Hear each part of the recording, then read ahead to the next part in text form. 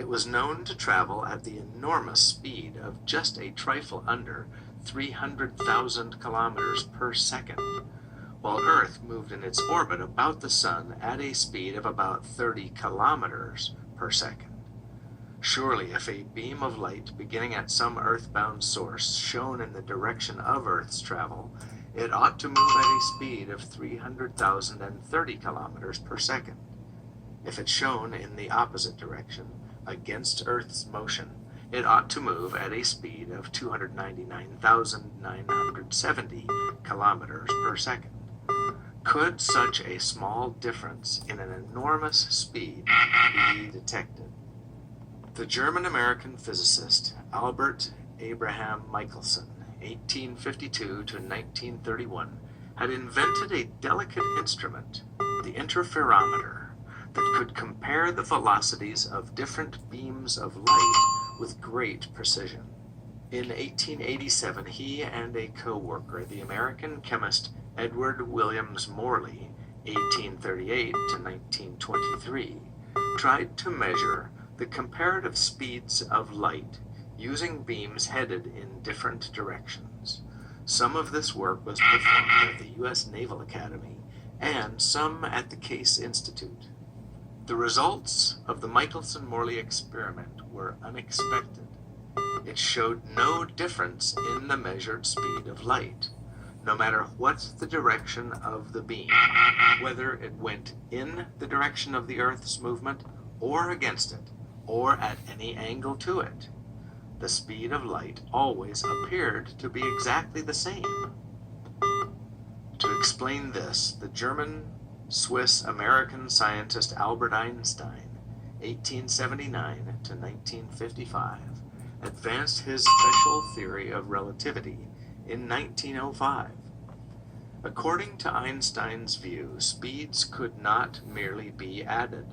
A ball thrown forward at 20 kilometers an hour by a man moving at 20 kilometers an hour in the same direction would not seem to be going 40 kilometers an hour to an observer at the roadside.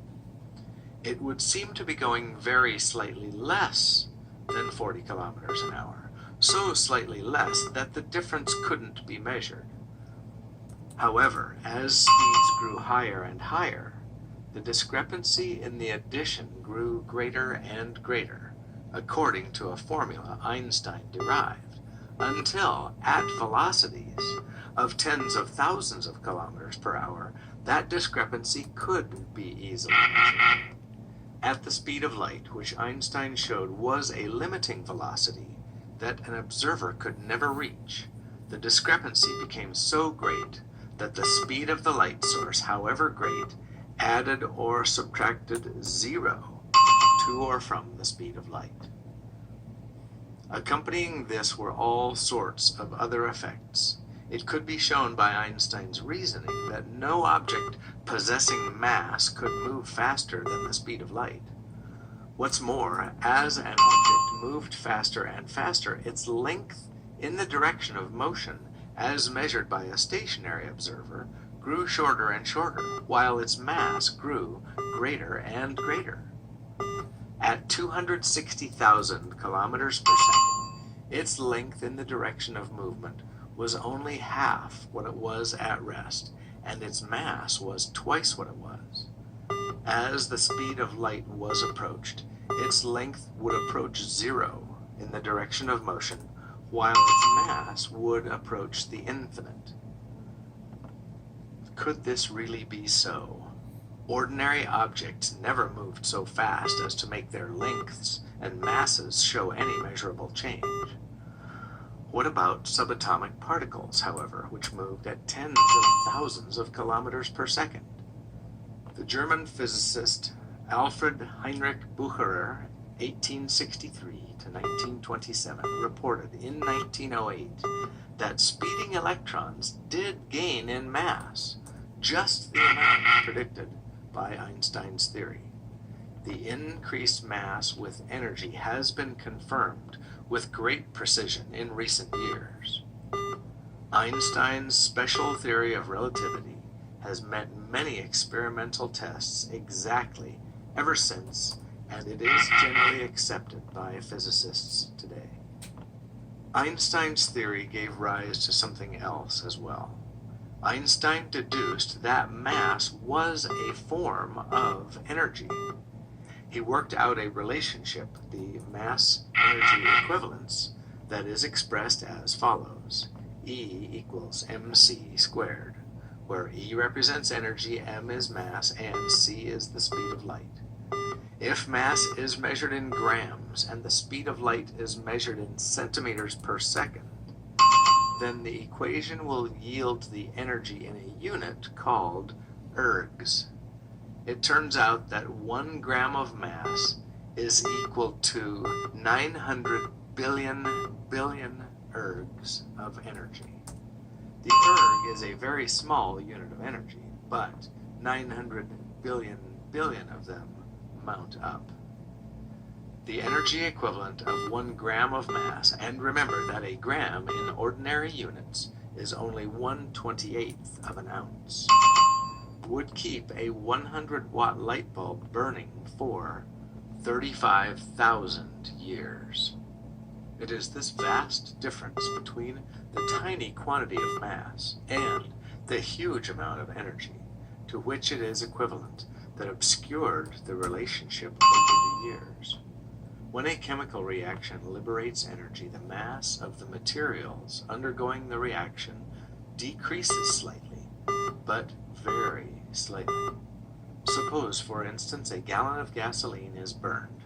The gallon of gasoline has a mass of 2,800 grams and combines with about 10,000 grams of oxygen to form carbon dioxide and water, yielding 1.35 billion ergs.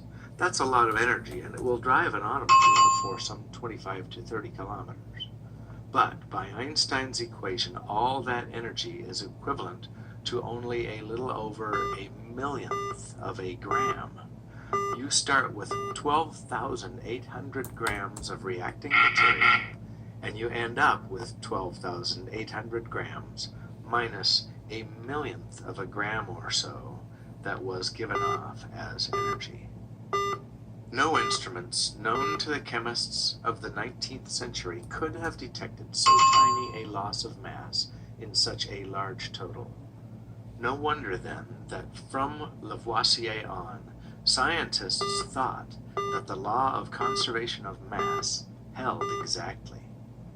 Radioactive changes gave off much more energy per atom than chemical changes did, and the percentage loss in mass was correspondingly greater.